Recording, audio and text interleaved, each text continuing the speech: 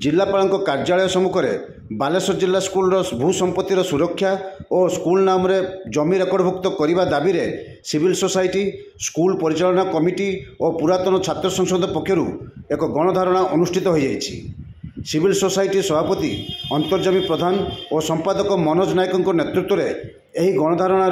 सोसाइटीर सदस्य school परिचालना committee और पुरातन छात्र संसदर सदस्य प्रमुख अंशग्रहण करते। जहाँ मन पड़े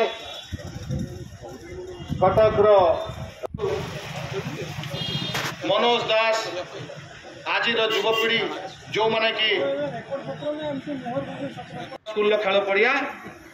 से दिन ठारू चली कही देखा चाहूँगी जदि सेते बालेश्वर जिलापाल यही जो रिजोल्यूशन पास कले ता बल बालेश्वर परमिट